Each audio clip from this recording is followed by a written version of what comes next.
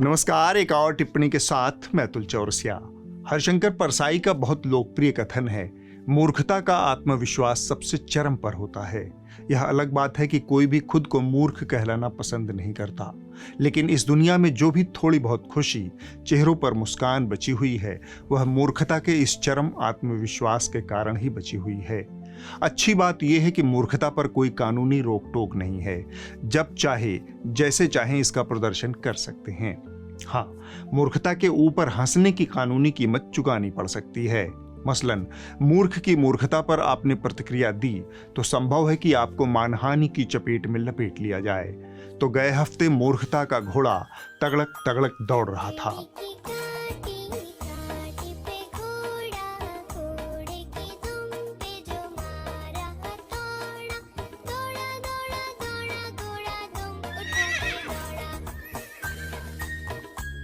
कंगना रनौत के अंदर हर वो लक्षण है जो किसी नार्सिसिस्ट या फिर आत्ममुग्ध व्यक्ति के अंदर होते हैं।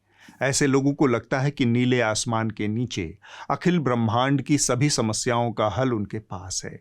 इस तरह के लोगों में ये सलाहियत नहीं होती कि वो विनम्रता से स्वीकार कर लें कि अमुक विषय के बारे में मेरी खास योग्यता या जानकारी नहीं है, इसलिए इस पर मैं चुप रहूंगी। इनकी बात वहां से शुरू होती है जहां बाकियों को लगता है कि मुद्दा खत्म हो चुका है। ये इतिहास पर तो बोलेंगी ही, इतिहास के एक एक घटनाक्रम पर भी अपने ज्ञान का कूड़ा करकट फैलाते चलेगी। ये जाति पर भी बोलेंगी, भले ही जाति और वर्ण व्यवस्था का कहरा पता न हो।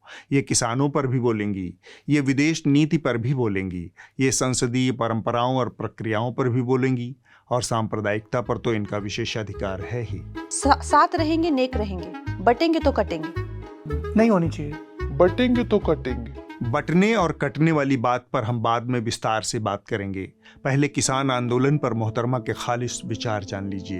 यहाँ पे जब फार्मर्स प्रोटेस्ट हुए, वहाँ पे लाशें लटकी थी, वहाँ पे रेप हो रहे थे। इस बात पर स्वयं इनकी पार्टी भाजपा हत्थे से उखड़ गई। बयान जारी हो गया कि बहन कंगना नीतिगत मसलों पर बयान देने योग्य नहीं है, लेकिन वो कंगना ही क्या जो खनकने से बाज आ जाए। इनको ये भी पता है कि किसानों के आंदोलन में अमेरिका और चीन का हाथ था। वो बड़ी लंबी प्लानिंग थी जैसे बांग्लादेश में हुई।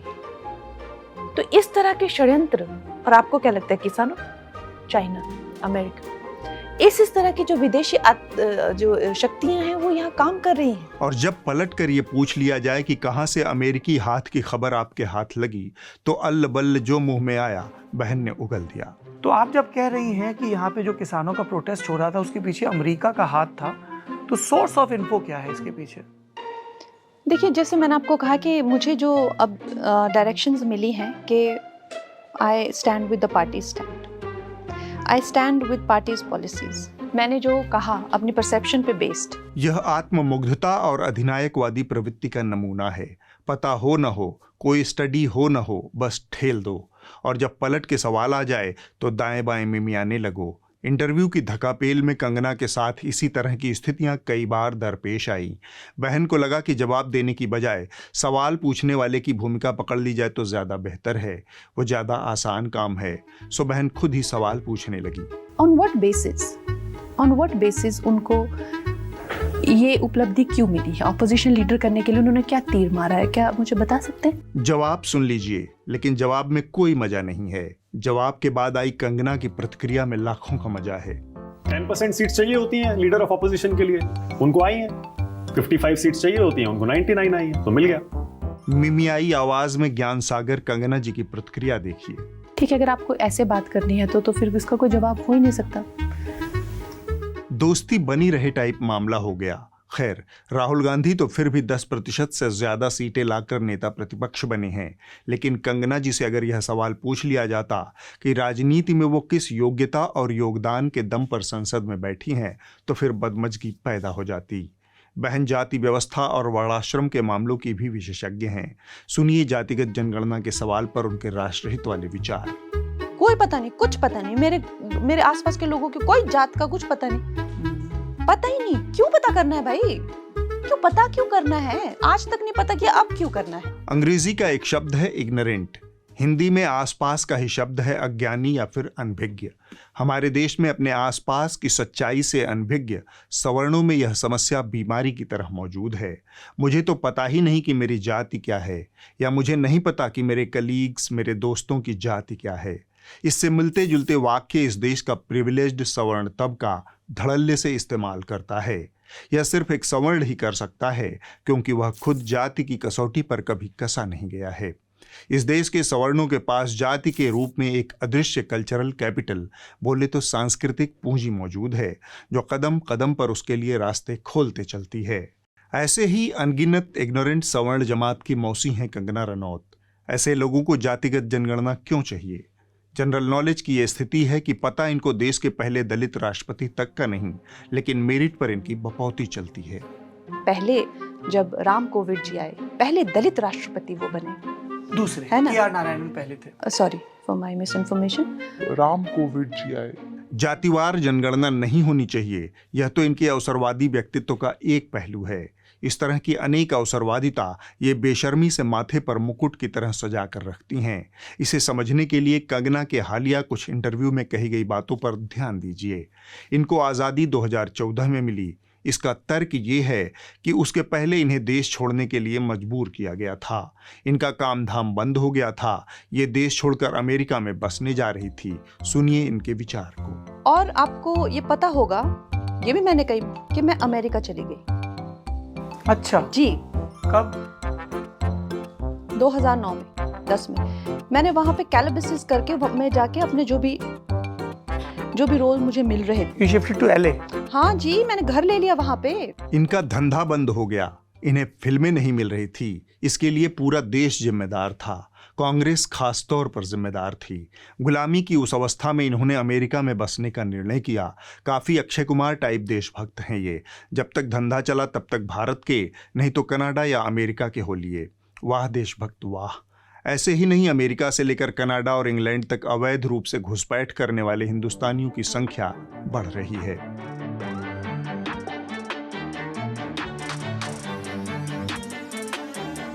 ऐसी ही देशभक्त कंगना के लिए भारत 2014 तक गुलाम था। तभी भारत की किस्मत खुल गई। मोदी जी सत्ता में आ गए और भारत आज़ाद हो गया। इस खुशी के मौके पर अमेरिका जाना कैंसिल हो गया। ये वही अमेरिका है जहां बहन ने घर खरीद कर घर बसाने का निर्णय कर लिया था। ये वही अमेरिका है जो अब भारत के खिलाफ साजिश में लगा हुआ है। तो इस तरह के षड्यंत्र, और आपको क्या लगता है किसानों, चाइना, अमेरिका, इस तरह की जो विदेशी जो शक्तियां हैं वो यहाँ काम कर रही हैं। इस धूर्त अवसरवादिता को आप क्या कहेंगे? जो भी कहें, लेकिन विदेश नीति में इसी दक्षता का परिचय उन्होंने कई और मौकों पर दिया। इनको पता है कि जो शेख हसीना के साथ हुआ वो भारत में मोदी जी के साथ भी होने वाला था। जो बांग्लादेश में हुआ ना, वो यहाँ होते हुए भी देर नहीं लगनी थी, अगर हमारे इतने शीर्ष नेतृत्व जो हमारे इतने सशक्त नहीं होते। बस इन्हें इतना नहीं पता है कि शेख हसीना ने अपने देश में बीते 15 सालों में किस कदर अंधेरगर्दी मचा रखी थी। जनवरी महीने में बिना विपक्ष के ही चुनाव करवा लिया था। छात्रों के ऊपर गोली चलवाई गई थी। बड़ी संख्या में लोगों को नज़रबंद कर दिया गया था। मीडिया को चापलूसी का हरम बना दिया गया। लेकिन ये सब इनको नहीं पता है। फिर से मूल बात पर लौट आते हैं। बुद्धिमान कितना भी गाल बजाएं, सच तो यही है कि दुनिया मूर्खों के दम पर चल रही है। इस बात से शायद ही कोई दो राय रखे कि चेतन और संवेदनशील होना सभी दुखों की जड़ है। मूर्खता हर चिंता से मुक्ति का शर्तियां इलाज है।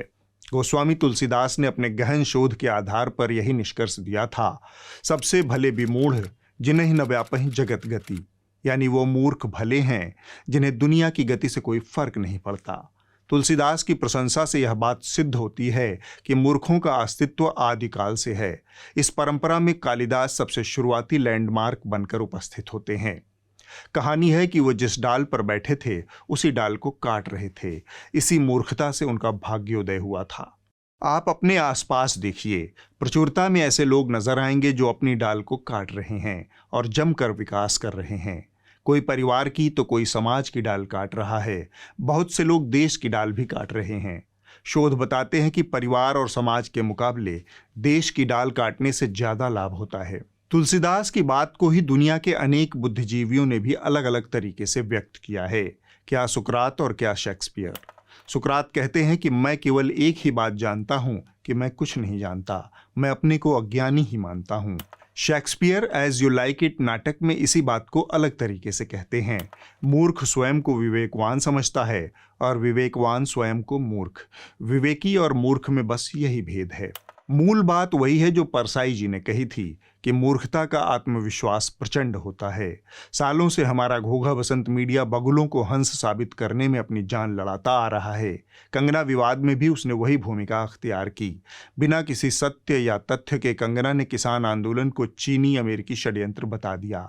दरबारी मीडिया चैनलों को मजा आया, लेकिन जैसे ही कंगना के बयान पर पूर्व सांसद सिमरनजीत सिंह मान की प्रतिक्रिया आई, एकाएक हुड़कचुल्लू एंकराओं को विक्टिम कार्ड खेलने का मौका मिल गया। आगे बढ़ने से पहले एक बात साफ कर दूं कि हम सिमरनजीत सिंह मान के बयान को कतई बेतुका, गैर जरूरी और महिलाओं की गरिमा के खिलाफ मानते हैं, लेकिन कंगना रनौत के मूर्खतापूर्ण बयानों का बचाव करने के लिए प्राइम टाइम पर जो जोर आजमाइश हुई वह उसी बगुला हंस कथा का पुनर्पाठ था। इस बेहद घटिया बयान पर इतना सन्नाटा क्यों है भाई? घुमा फिराकर विरोधी कंगना पर ही सवाल क्यों उठा रहे हैं?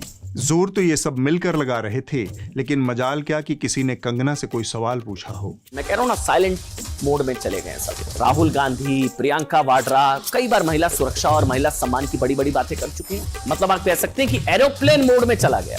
कंगना रनौत अपनी फिल्म इमरजेंसी के प्रमोशन के लिए एक चैनल से दूसरे चैनल पर भटक रही हैं। हर जगह अपनी बौद्धिकता से दो चार विवाद पैदा कर रही हैं। खुद वो और उनकी पार्टी जिस नेता और दल की दिन रात बुराई करते रहते हैं, उसके ऊपर फिल्म बनाकर पैसा भी बनाना चाहती हैं। अब मूर्खता की परिचर्चा से आगे बढ़ते हैं। एक बात जो बीच में आई और रफा दफा हो गई, उस पर बात करना जरूरी है। पहले योगी आदित्यनाथ ने कहा, बंटोगे तो कटोगे। और राष्ट्र तब सशक्त होगा जब हम एक रहेंगे, नेक रहेंगे, तभी नेक रहेंगे। बटेंगे तो कटेंगे। पीछे पीछे मुक्काखोर गिरिराज सिंह ने भी कहा, बटोगे तो कटोगे। योगी जी ने सही कहा, अगर बटोगे तो कटोगे। अब हिंदुओं को भी अब एक होना पड़ेगा। और उनके पीछे कंगना रनौत ने भी कहा, बटोगे तो कटोगे। मेरा वही स्टैंड है जो योगी जी ने कहा, साथ रहेंगे, नेक रहेंगे, बटेंगे तो कटेंगे। लोकसभा चुनावों में मिली सीख के बाद एक बार फिर से सांप्रदायिकता की हांडी चूल्हे पर चढ़ाने की कवायद तेज हो गई है। उत्तर प्रदेश में कई सारे उपचुनाव होने हैं, लिहाजा सांप्रदायिकता और मुस्लिम विरोध का झुंझुना योगी जी फिर से बजाने लगे हैं। पीछे पीछे उनके शागिर्द भी खनखनाने लगे हैं। यह सतर्क होने का वक्त है। इन्हीं की पार्टी के एक चश्मे चिराग हैं असम के मुख्यमंत्री। वो भी मियाँ भाई की डेयरिंग से बहुत परेशान हैं। मियाँ मुसलमान মানুহখিনিয়ে গোটেই অসম লবই, আমিও লব নিদিও হৈ গল, আৰু মই পক্ষ লম না, আপুনি কি কৰিব? ऐसे ऐसे बीमार लोगों के हाथ में संविधान की सुरक्षा की जिम्मेदारी है। संविधान की शपथ लेते वक्त इन दोनों महापुरुषों ने कहा होगा, मैं फलाना सत्य निष्ठा से शपथ लेता हूं कि मैं विधि द्वारा स्थापित भारत के संविधान के प्रति सच्ची श्रद्धा और निष्ठा रखूंगा। मैं मुख्यमंत्री के रूप में अपने कर्तव्यों का श्रद्धापूर्वक और शुद्ध अंतःकरण से निर्वहन करूंगा। मैं सभी प्रकार के लोगों के साथ भय या पक्षपात, अनुराग या द्वेष के बिना संविधान और विधि के अनुसार व्यवहार करूंगा। ये आखिरी वाली लाइन बहुत मानीखेज है। क्या इन दोनों व्यक्तियों का बयान सभी प्रकार के लोगों के साथ अनुराग या द्वेष के बिना, भय या पक्षपात के बिना दिया गया है? असम में हालात बहुत खराब हैं, प्रदेश के भी और हिमंता बिस्वा शर्मा के परिजनों के भी। पहले परिवार के हालात पर बात करते हैं। असम विधानसभा का सत्र चल रहा था। आरोप लग रहे थे कि उनकी पत्नी रिंकी भुइयां शर्मा ने अथाह चल अचल संपत्तियां इकट्ठा कर ली हैं। कांग्रेस पार्टी ने इस बात पर कई आरोप भी लगाए हैं। असम के सीएम हेमंत बिस्वा शर्मा पहले जहां खुद भ्रष्टाचार के मामलों में घिरे थे, वहीं अब एक बार फिर से उनके परिवार पर ऐसे आरोप लगे, क्योंकि पत्नी के ऊपर सरकारी योजना का लाभ लेने का आरोप लगा है और 10 करोड़ हजम करने का। असम के मुख्यमंत्री पर आरोप है कि उनकी सत्ता में प्रभाव की वजह से उनकी पत्नी को केंद्र सरकार से किसान संपदा योजना के तहत 10 करोड़ रुपए की सब्सिडी अप्रूव हुई है। जवाब में विधानसभा के भीतर शर्मा ने घोषणा की कि व्यापार में अगर फायदा होगा तो उसे पानी में तो नहीं बहा देंगे। और लगे हाथ शर्मा ने यह भी कहा कि जो कुछ भी उनकी पत्नी के नाम है वह सब असम की जनता को मिलेगा, उनके बेटे बेटी को नहीं। ৰিণিকী ভূঞা শৰ্মাই যি কৰিছেতো অসমৰ ৰাইজকে দি থৈ যাব, কোনো লৈ নাযায়। এটা এটাকৈ যি কৰিছে অসমৰ ৰাইজকে দি গৈ আছে। নিউজ লাইভো অসমৰ ৰাইজক দি থৈ যাব, চব অসমৰ ৰাইজকে দি থৈ যাব। মোৰ ল'ৰা ছোৱালীৰ কাৰণে একো নাথাকে। গতিকে এইবিলাক কৈ লাভ নাই, এইবিলাক অসমৰ সম্পত্তি বুলি ধৰি থৈ দিয়ক। कब मिलेगा, कैसे मिलेगा, इसकी कोई साफ डेडलाइन शर्मा जी ने नहीं बताई है, पर जनता उम्मीद से है। उम्मीद का आलम यह है कि असम हर साल की तरह इस साल भी बाढ़ की भयानक तबाही से जूझ रहा है। खबरों के मुताबिक असम के 10 जिलों के 423 गांवों में लगभग 1,30,000 लोग विस्थापित हुए हैं। 20 लाख के करीब आबादी प्रभावित हुई है। बाढ़, भूस्खलन, बिजली गिरने और तूफान से मरने वालों की संख्या 113 तक पहुंच गई है। लेकिन जनता उम्मीद से है, क्योंकि शर्मा के पास इन सवालों का बस यही जवाब है। असम के मुख्यमंत्री हेमंत बिस्वा शर्मा ने बाढ़ की स्थिति के लिए भौगोलिक कारकों को जिम्मेदार ठहराते हुए कहा कि इन पर राज्यों का कोई नियंत्रण नहीं है। उन्होंने कहा कि चीन, भूटान और अरुणाचल प्रदेश के ऊंचे इलाकों में भारी वर्षा के कारण असम में बाढ़ आई है और यह हमारे नियंत्रण के बाहर है। बाढ़ पर कंट्रोल इनके हाथ में नहीं है, लेकिन मियाँ भाई पर कंट्रोल का पूरा प्लान तैयार है। और दरबारी मीडिया को इतने सारे घोर आपत्तिजनक बयानों पर सीधे सवाल पूछने की बजाय कुकुर झोझो वाली बहस लड़ाने की पड़ी है। खुद हेमंता बिस्वा शर्मा कह चुके हैं कि असम में इतनी तेजी से डेमोग्राफी बदल रही है कि 2041 तक असम मुस्लिम बहुल राज्य बन जाएगा। मुस्लिम बहुल राज्य बन जाएगा असम। चिंता जाहिर कर रहे हैं। हेमंता का डर इसलिए भी शायद सही दिखाई देता है क्योंकि पिछले कुछ सालों में असम में कई जिले मुस्लिम बहुल हो चुके हैं। साहब, क्या हिंदुस्तान में मियाँ भूमि नई रणभूमि बन गई है? हेमंता बिस्वा शर्मा के मियाँ मुसलमान वाले बयान पर आखिरकार सियासी तूफान क्यों मचा है? असम में मुस्लिम आबादी का बढ़ना एक बड़ा मुद्दा है। आरोप लगते हैं कि बॉर्डर स्टेट होने की वजह से पड़ोसी देश से मुस्लिम असम में आते हैं और यहाँ बस जाते हैं। इस घामड़ आदमी की एंकरिंग ने खास तौर पर हमारा ध्यान खींचा। बांग्लादेश की बात करते हुए सीएम योगी ने देश के हिंदुओं से कड़वे शब्दों में साफ साफ कह दिया कि बटेंगे तो कटेंगे, एक रहेंगे तो नेक रहेंगे। यह पत्रकारिता नहीं, धूर्तता है। इसमें एक साधारण सवाल पूछने की काबिलियत नहीं है। योगी आदित्यनाथ संवैधानिक पद पर बैठकर इतनी जहरीली बात कैसे कह सकते हैं? क्या करते हो चूतिया करने का? योगी से सवाल करने की हैसियत इनकी पहले भी नहीं थी। अब जो कुछ बचे खुचे लोग हैं उनका भी मुंह बंद करने की तैयारी हो रही है। योगी जी की सरकार एक नई सोशल मीडिया पॉलिसी लेकर आई है।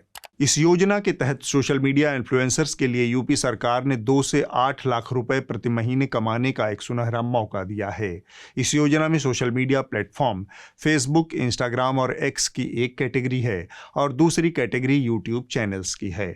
उत्तर प्रदेश सरकार की योजनाओं और उपलब्धियों का प्रचार प्रसार करने के लिए इन इन्फ्लुएंसर्स को फॉलोअर्स की संख्या के आधार पर 2 से 8 लाख रुपए प्रति माह तक का भुगतान किया जाएगा। योगी सरकार ने सरकार के कामकाज को जनता तक पहुंचाने के लिए नई सोशल मीडिया पॉलिसी को पास किया है। योगी सरकार की नई पॉलिसी से सोशल मीडिया इन्फ्लुएंसर को हर महीने 2 से 8 लाख रुपए तक मिल सकते हैं। सोशल मीडिया इन्फ्लुएंसरों को पंजीकरण करवाना होगा।